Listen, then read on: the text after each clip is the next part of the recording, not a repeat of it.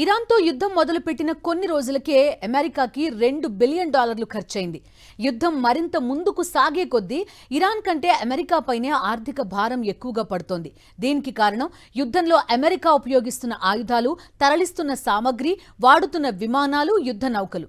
మరీ ముఖ్యంగా తమ అమ్ముల పొదిలో అత్యంత కీలకమైన టొమాహాక్ క్షిపణుల్ని యుద్ధంలో విరివిగా వాడింది అమెరికా. దీంతో అగ్రరాజ్యానికి ఖర్చు తడిసి మోపెడవుతోంది. అసలు ఈ క్షిపణులు ఎందుకంత ఖరీదు? వాటిని తయారు చేయడానికి ఎంత ఖర్చు అవుతుంది? ఎన్ని రోజులు పడుతుంది? ఇరాన్పై ఇప్పటి వరకు అమెరికా ఎన్ని టొమాహాక్ క్షిపణుల్ని వాడింది? ఇరాన్తో జరుగుతున్న యుద్ధంలో అమెరికా సైన్యం భారీగా టొమాహాక్ క్షిపణుల్ని వినియోగిస్తోంది. కొన్ని రోజుల వ్యవధిలోనే 850కి పైగా టొమాహాక్ క్షిపణులను ప్రయోగించింది. ప్రతి సంవత్సరం పరిమిత సంఖ్యలో మాత్రమే టొమాహాక్ క్షిపణులను తయారు చేస్తుంది అమెరికా. ఎందుకంటే దీని తయారీకి చాలా ఖర్చవుతుంది, చాలా టైం కూడా పడుతుంది. ఇటు చూస్తే భారీగా టొమాహాక్ క్షిపణులు వాడేసింది అమెరికా. నిల్వలు గణనీయంగా తగ్గిపోయాయి. అదే ఇప్పుడు పెంటగాన్ను టెన్షన్ పెడుతోంది. ఒక టొమాహాక్ ను తయారు చేయడానికి 2 సంవత్సరాల కాలం పడుతుంది.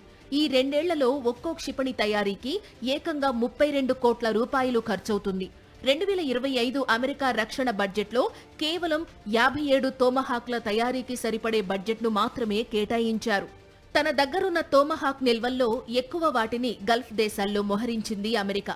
అలా మోహరించిన టొమాహాక్ క్షిపణుల్లో దాదాపు 70% నిల్వల్ని అమెరికా ఇప్పటికే వాడేసినట్టు తెలుస్తోంది. దీంతో ఇతర ప్రాంతాల్లో ఉంచిన టొమాహాక్లను గల్ఫ్కు తీసుకొచ్చే ప్రణాళికలో ఉంది అమెరికా. అదే కనుక జరిగితే అగ్రరాజ్యం వద్ద టొమాహాక్ల నిల్వలు మరిన్ని తగ్గిపోతాయి. అయితే ప్రపంచంలో తాము ఎంచుకున్న ఏ ప్రదేశంలోనైనా, ఏ సమయంలోనైనా దాడి చేసే సామర్థ్యం, క్షిపణులు తమ వద్ద ఉన్నాయని అమెరికా పైకి చెప్పుకుంటోంది. మరీ ముఖ్యంగా ఆపరేషన్ ఎపిక్ ఫ్యూరీని ఎన్ని వారాలైనా కొనసాగించేంత సైనిక శక్తి తమకు ఉందంటోంది. అటు అంతర్జాతీయ మీడియా మాత్రం అమెరికా దగ్గర కీలకమైన క్షిపణుల సంఖ్య గణనీయంగా తగ్గిపోయిందని, మరీ ముఖ్యంగా టొమాహాక్ క్షిపణి నిల్వలు అడుగంటాయని చెబుతోంది. ఇరాన్తో యుద్ధం ప్రారంభించడానికి ముందు అమెరికా నౌకాదళం వద్ద 3100 టొమాహాక్ క్షిపణులున్నాయని ఓ అంచనా. 1500కు పైగా క్షిపణుల్ని వాడేసి ఉంటుందని వాషింగ్టన్కు చెందిన centre for strategic and international studies భావిస్తోంది. మళ్లీ ఈ స్థాయిలో టొమాహాక్ క్షిపణుల్ని సమకూర్చుకోవాలంటే సంవత్సరాల సమయం పడుతుంది. ఈ క్షిపణులను అమెరికా తొలిసారిగా 1991లో పర్షియన్ గల్ఫ్ యుద్ధ సమయంలో ఉపయోగించింది. అప్పటి నుంచి అవి సైన్యంలో కీలక పాత్ర పోషిస్తున్నాయి.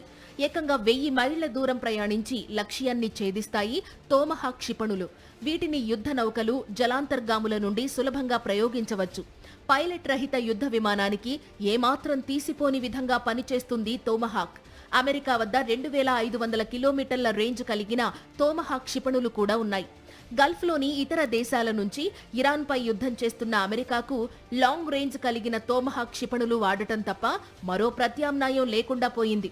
అటు ఇరాన్ మాత్రం స్వదేశీ పరిజ్ఞానంతో తక్కువ ఖర్చుతో చేసిన సూసైడ్ డ్రోన్లను ఎక్కువగా వాడుతోంది.